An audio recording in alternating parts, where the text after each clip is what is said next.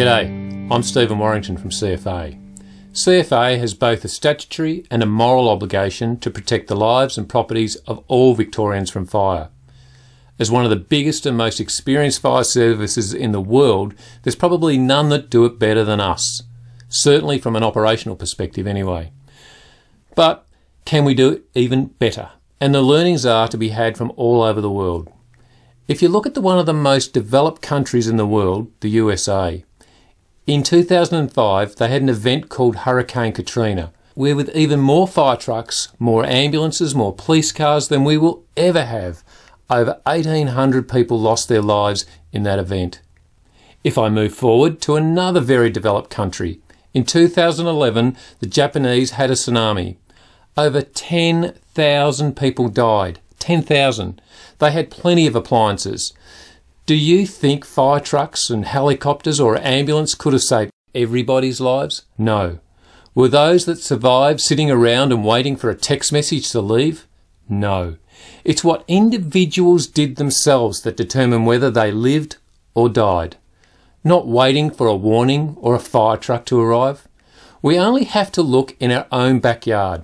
In 2009, 173 people died in those bushfires. We lost over 2,000 homes, and how many trucks did we have on the road that day? 655. Do your own maths.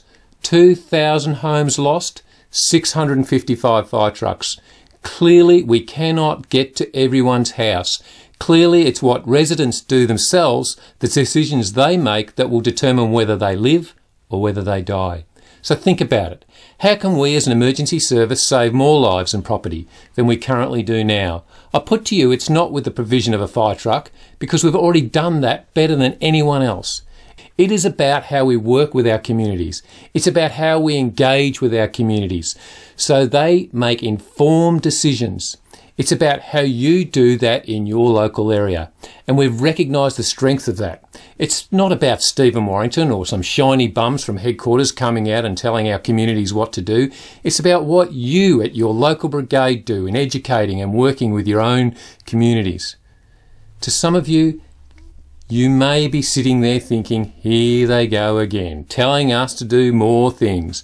But for a lot of you, you are already doing it. Whether it's an open day, whether it's a display, whether it's a door knock or simply talking to the neighbours over the fence, it's about telling them what to do as if CFA weren't there, and that conversation or that single thing that you do in your community will potentially save more lives than we will ever do by just sending a fire truck. It's such a powerful thing that you can do, that we want you to do, to talk to your community. To some of you, community engagement around fire safety will be new business, and we encourage you to get on board and do just that. To some of you, you're already doing it. So keep it up and build on what it is. Whatever the case may be, enjoy the great examples from CFA members in this video. And let's get out there and engage our communities on fire safety. And through that, we can save more lives. Displays are a great way to take messages out to the people.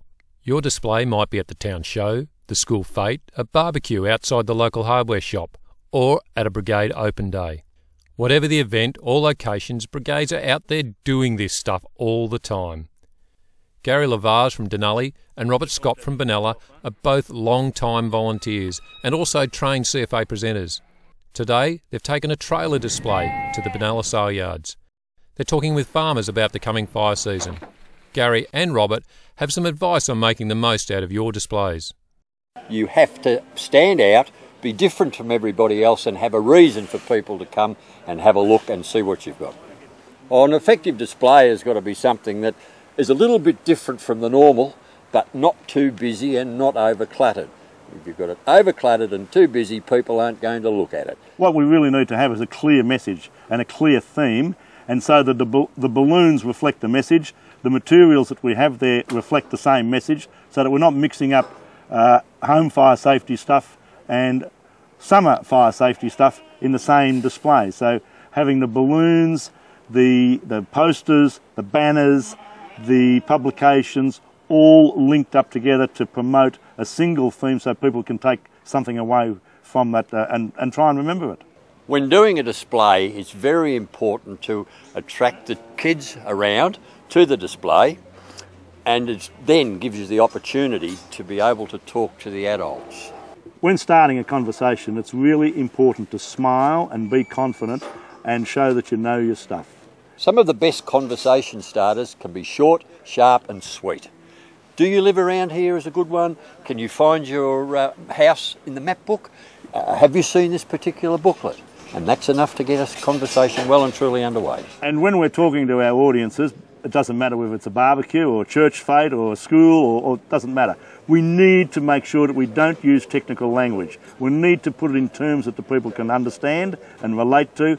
So avoid technical language, avoid jargon, call it a truck instead of an appliance. And just to finish off, when we do finish up our engagements, one of the things we try to get people to do is to make a small commitment. It might be to put the VBIL number into their phone. It might be to download the Fire Ready app into the smartphone. It might be to go home and check on the internet to find the CFA website, so that they're not only engaging with us, but they're carrying on that communication and that engagement after they leave us. Door knocking can be a really effective way to reach your local community, with all kinds of benefits. Through a door knock, you can reach people who may never talk to CFA before. These are people who may never come to meetings, never approach CFA, and may not think about their risk until it's too late. Brigades in small townships may be able to door knock the whole area, whereas for larger brigade areas it may be better to target specific streets or areas based on risk. John Dunn from Violettown can speak from experience about setting up a successful door knock. His brigade even gave their door knock a creative angle, the Red Bucket Program. Here at Violettown, we called it the Red Bucket Program because we have around about 600 people, 250 to 280 homes. 2 fire trucks into that number of people doesn't go very well. You won't get a fire truck at your home on a bad day. Here's your fire truck for that day. Think about what's in it, the information for you, because you've got to look after yourself on a bad day. Hence the Red Bucket, a reminder for the community to take their own responsibility for their own fire safety. We rolled it out at the beginning of last fire season when awareness was greater. A major side benefit for the brigade was that we gained 2 new members who've been keen, done their minimum skills and continued on. And that wasn't the primary objective, but been a very good secondary outcome for us. Expecting the community to come to us, we found doesn't work. We had an open day and had 1 person turn up. We had a barbecue at the local supermarket and we had a few people turn up. Mainly thought we were raising money. It wasn't greatly effective for community engagement, getting the community thinking about fire safety. We found by actually going to the community, going to where they are, meeting them on their turf is much more effective than expecting them to come to us, because often they have no interest. You can't sit at your brigade and expect the community to come to you. You have to go out to them, go to where they are, go to their homes, and while there, the firefighters doing the door knocking can check ease of access to the property and other issues should there be an individual fire or incident at that property. We're there to raise fire awareness, specifically not to raise funds. You end up with a bit of a double meaning, or it takes away from your fire awareness.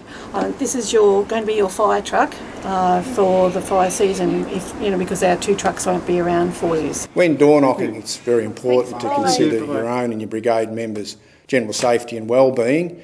If you happen to get to a landholder that's aggressive and doesn't want you on the site, we'll accept that and move on to the next one. If there's an angry dog, again, don't go there. Desirable to go in pairs if you can. Have a start and finish time so people know where you are and when you expect it back when the project's finished. Local media are a great resource for reaching your community. There are lots of successful stories out there of brigades building and maintaining good relationships with local journalists. These relationships are often instrumental in getting the media to link fire safety messages back to the journalist's own stories from incidents or events. CFA wants you to work with local media and share your stories with your community to keep fire safety at the forefront of mind. Let's hear from the other side of the fence and what local print journalist Danny Butler thinks about CFA.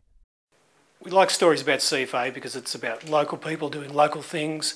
It's about good news stories because the CFA is about helping the local community.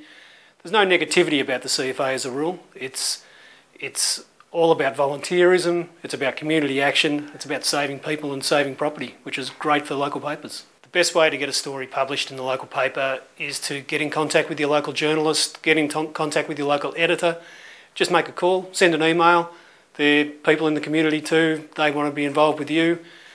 Then it's a matter of telling them what you're doing. If you've got good events on, if you've got new recruits, you can do it yourself. You can send out some information, you can ask the journalist to come out. One of the most important things is to get a nice photo if you can, because it's great to have local people, local faces in the paper. But yeah, just get in touch, start the ball rolling, and local papers will be there to help you. The last decade has seen the birth and rapid growth of social media. We're at the point where a significant number of people are incredibly reliant on social media as a source of information. Many brigades have successfully set up their own Facebook or Twitter pages. These pages can engage other brigade members through closed groups, or the general community through a public page. If your brigade is using social media, as you can see here at Warragul, that's great. But it's important to follow CFA's social media guidelines. For incident information, always refer people back to the CFA website. Make sure content is appropriate. For example, it's not a great idea to instantly upload photos to your page from the scene of a car accident. Social media is a two-way channel, which means you shouldn't just delete negative or unpopular comments. Treat them the same way you would at a public meeting, with a careful and considered response. For more information on setting up a Facebook or Twitter page for your brigade, check out the how-to and help documents on the very handy template toolkit. You can find it on Brigades Online. You've probably noticed a recent move towards an all agencies and all hazards approach right across the emergency sector. We need to recognise that often the community just see a truck, not a particular agency. To them, it's irrelevant who is responding. All that matters is that help is on its way. If you haven't got to know the agencies near you, why not be proactive about getting those relationships going? They can assist with your community engagement activities just as they can assist you operationally. That might be New South Wales or South Australian Fire Services if you're near the border. If you're close to metropolitan Melbourne, it may be the MFB or the other agencies you work with on a regular basis, like the SES, Victoria Police, or Lifesaving Victoria. Let's hear from Alyssa Jans from the Alinda Fire Brigade. She had a whole host of agencies on board at the fire safety event in the Dandenong Ranges. The Ridgetop Brigade's Family Fun and Information Day was organised by neighbouring brigades across the Ridge. The purpose of this expo is to try to give the local community the knowledge they need to help them to take personal responsibility for their own fire safety. There were 3 neighbouring brigades involved in the event, including Alinda, Sassafras, Ferny Creek and Kallarama Mount Dandenong. There were also several other agencies involved in the event: Victoria Police, Yarra Rangers Council, Parks Victoria, the DSC, St John Ambulance and the SES were all part of it. The benefits of having multiple agencies at the event is that it increases numbers and gives it stronger support and credibility. I think community members feel, wow, if all these organisations are present, it must be important. You don't have to start from scratch if you want to get a group of people together. Think about the groups that are already out there in your community. These might be church groups, youth groups, scout groups, mothers groups, service clubs, sporting clubs, men's sheds, or even large employers in a town. You might like to invite a particular group to the brigade, or better still, take your information to them. Public events are also a good way to capitalise on an existing crowd. This might be something common or particularly unique to your community. A great example comes from Merbeam Brigade, just outside Mildura. The Merbeam Brigade has a large presence each year at a major fishing competition on the Murray River and the annual Vanilla Slice competition. In the Mildura district, these are 2 very large public events. The brigade has some giveaways for the kids, and members talk to the adults about the fire danger period and the can I can't I's. You may like to have a think about what groups and events already exist in your area and how you may be able to link into them. First-time residents in a bushfire or grassfire risk area are important people to engage with. There's a good chance they won't know anybody, and there's an even better chance they won't have thought about the local fire risk. If you're in a small community, it can be worth dropping in on new residents for a chat to talk about the local fire risk, their preparedness, and the role of the brigade. Some brigades create a fire safety or CFA pack for new arrivals. Some, as can be seen here in Drewin West, work with local real estate agents or local councils to make sure fire safety information gets included as part of the broader welcome packs for new residents. Local councils and real estate agents are often keen to work with local brigades on this. If you're interested in this approach, talk to your district headquarters and neighbouring brigades to work out the best way to go about it. As a general rule, new residents are very receptive to information from CFA, so make the most of it.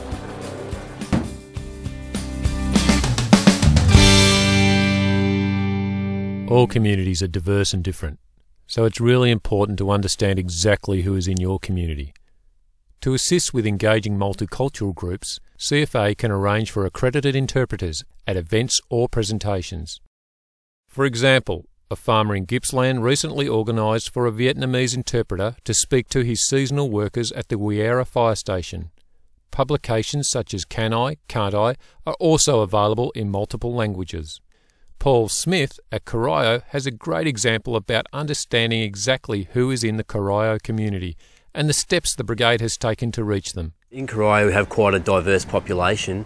For example, we have over 70 ethnic groups on a local council within our area. We have a high percentage of people living in economic adversity who are going without basic resources on a daily basis. We have a high number of vulnerable and disadvantaged youth, and also we have the state's highest number of regional settlement of new arrivals. For example, we have a large Karen-Karenni community within our own community who come from the Thai-Burma border. And also we have a high number of Eastern European migrants living within our community as well. A platoon at Corio's functional role is community safety, which we like to refer to as community engagement. We've adopted some key guiding principles, and one of them has been to build trusting and meaningful relationships within our own community in a way that is sustainable as opposed to one-off encounters. This allows the relationships to fully mature and blossom. We've adopted some innovative methods and strategies and taken a place-based approach which has allowed us to cater for our entire community's needs. We can attribute a lot of our success to a number of contributing factors. Some of those include enormous support from our officer in charge, and at some point in time the entire integrated Corio Fire Brigade has contributed or been involved in some way. Firefighters are very well respected within our community, so we can use this to our advantage as the groundwork is already there to help build and foster these relationships. So by simply going and knocking on our community groups' doors and informing them of the services that we can offer, then 9 times out of the 10 these services are gratefully accepted. So now you've seen what some brigades and members are doing across the state. It's important to note that it's not one size that fits all. Many different approaches to promoting fire safety and building community engagement can be supported. The level of participation you choose is entirely up to you.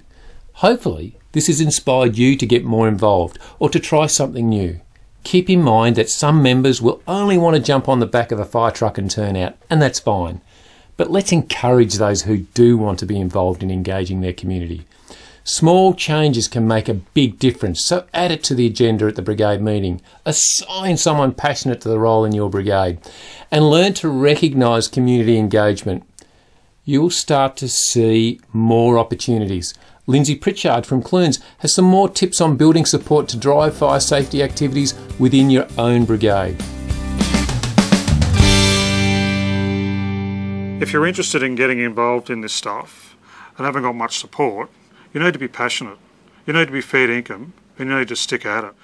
When we first started this in the brigade, I went and looked at what the brigade had done in the past.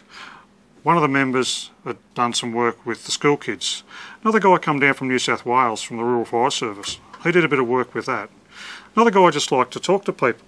These are the things you can get your members to do. People who've got an interest in something, pick up on it and use them.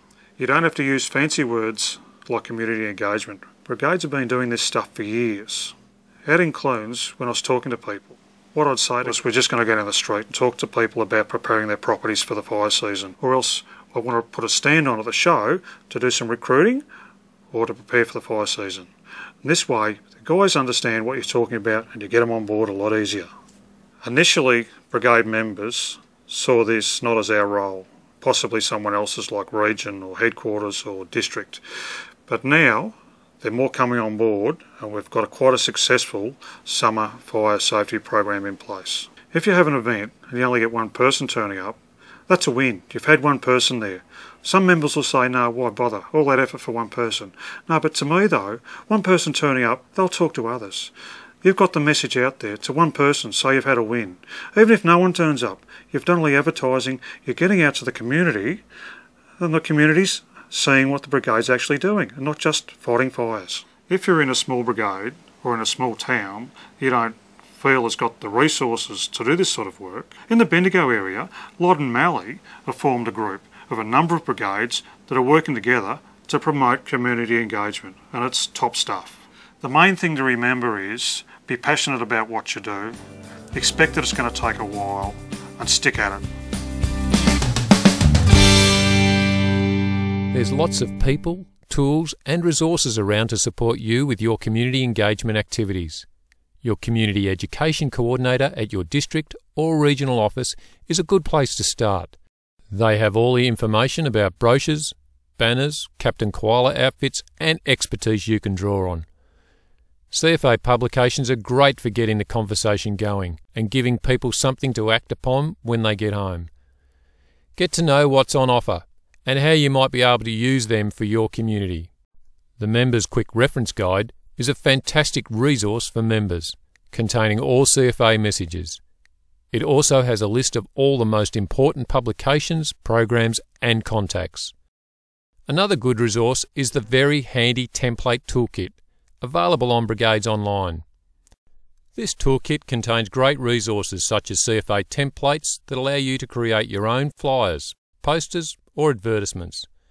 There's also a whole section of helpful tips on everything from media help to planning an event. CFA's core fire safety programs are great ways for you to strengthen your relationship with your community and promote fire safety. It's important that you familiarise yourself with these programs and services, what they are, and the potential benefits of them to your community. In particular, think about how you can get involved yourself, from just turning up to support them to helping to organise or running them yourself. Let's take a look at a few. Educating children is one of the best ways to build Fire Safe Victoria for generations to come. Not only can children be influenced for life, but they'll often go home and influence their families as well. The Fire Safe Kids program has been developed for pre-primary through to grade 6 students. Fire Safe Youth is a new program developed for secondary students from Year 7 through to Year 10. Today, April Himmelrich from the Basin Fire Brigade is at the local primary school to tell us more about these programs and how you can get involved. Our endorsed and trained CFA volunteers and career firefighters will go along and present a lesson, including fire safety messages, with an age-appropriate fashion. So they'll include lots of fun activities and using the mascots like Captain Koala and all of his friends. The Fire Safe Kids programs are delivered in the school environment, in the classroom, perhaps alongside the CFA Mobile Education Unit. There are a variety of lessons. Most are based around home fire safety or the bushfire safety and prevention. As a brigade member, you could get involved in the program by becoming a trained presenter. You would need to complete a 2-day training session and you would need to be available during the school hours. So you could talk to your captain about this for more information, or you could get the information from your community education coordinator at your local region. The Home Bushfire Advice Service is one of the best ways for people to get bushfire advice without even having to leave their home. A trained CFA rep spends an hour or more at an individual's property to give residents advice based on their specific level of risk. They talk about managing vegetation, maintenance around the home, and creating an effective bushfire survival plan. In cases like Rushworth, Support from Brigades to promote and recommend this service has made a huge difference. Graham Wall from the Rushworth Fire Brigade has more. For me, Brigades can play a critical role in ensuring the success of the Home Bushfire Advice Service. You should make sure your community knows about this free service and encourage them to book a visit. Particularly, you should target those high-risk streets in your brigade area. Here in Rushworth, we talked to our community and let them know a BAS campaign was coming and worked with the local media to promote it. Because of that local promotion, the response rate was really good. We want our community to be prepared as possible. The more people that undertake an assessment, the more they are likely to make informed decisions on a bad day. During the campaign, 70 homes received this service over a 2-week period. You can encourage members of your community to book an assessment either online or over the phone. Fire Ready Victoria, bushfire planning workshops and Community Fire Guard are run by trained CFA presenters. The role your brigade can play with these programs is entirely up to you. Members of your brigade might want to get heavily involved in planning and promoting your local session, or help in simple ways like sending an email to all your local contacts. Brigades often like to utilise these sessions to talk to their community about local risks or fire history. Fire Ready Victoria is a basic bushfire safety program, and CFA runs around 900 Fire Ready meetings a year. These meetings are increasingly being held with groups who have specific interests such as pony or gardening clubs, or even groups of employees. Meetings run for roughly 1 hour and give locals the must-have information for the fire season ahead. It covers things like how and where bushfires might start and spread in the area, how to stay informed if a fire starts, and last resort shelter options. Bushfire planning workshops are all about getting residents together to develop a step-by-step plan in small groups. They normally run for around 2 to 3 hours and take people through the process of making a bushfire survival plan. Working alongside others gives people the chance to share ideas and be better prepared for a range of scenarios that may occur during a fire. Community Fire Guard is a comprehensive bushfire safety program. It involves groups of neighbouring residents getting together for several sessions, normally in someone's house. Community Fire Guard takes people through all kinds of hands-on sessions as well as in-depth discussions. A DVD has been produced to help promote the Community Fire Guard program. You can view it online, or copies are available by contacting your Community Education Coordinator. Everyone living in a high bushfire risk area needs a plan, and that includes CFA members and their families. Although CFA traditionally delivers fire safety programs to the general community, it's recognised that CFA families also need to be supported. Often the families of our members will face bushfire alone while their husbands, wives, mothers or fathers are out on the front line. Hamilton is one brigade that has organised a brigade bushfire planning workshop for its members. Rayleigh Vandermost has Hamilton's story. My husband Richard and I have been operational members of the CFA for a combined 29 years. Still newbies really. Our brigade held a Fire Ready Victoria meeting that we attended. It was there, to our embarrassment, that we realised we both had very different ideas about what our family would do on a bad day. As other members started discussing what they would do, we realised we weren't the only ones. Many had not even discussed with their families what to do, and it was a real eye-opener for all of us. The importance of having a bushfire survival plan was discussed at subsequent brigade meetings, and we passed a motion that all operational members are strongly advised to have a plan. To help our brigade get this done, we decided to do something further about it and organised a brigade bushfire planning workshop at Hamilton, especially for operational members and their families. At the workshop, with the help of a facilitator, we worked through the Fire Ready kit and made personal decisions about leaving early or staying and actively defending, all with the thought in the back of our minds that we would probably be on the back of a truck. It helps us as operational firefighters to know that our families have a plan. So it was a big learning experience for all of us. Now we all have plans and we practice them each season and adapt them as our circumstances change. Now when I meet operational members from other brigades, I always bring this up. I encourage everyone, especially operational members, to sit down with their families before the season and develop or renew their bushfire survival plan. Another benefit is that once you've been through this process, you can talk more from personal experience when you discuss fire readiness planning with members of the wider community. A brigade-based bushfire planning workshop is well worthwhile, and the district office can help to organise one. So that's it. I hope you found this video helpful and inspiring. I encourage you to share this information with anyone who might be interested. If you have any questions or you need any help with your community engagement activities, get in touch with your community education coordinator. They'll be able to point you in the right direction. Remember that both prevention and suppression is core business to CFA. And all the best with engaging your community. Thank you.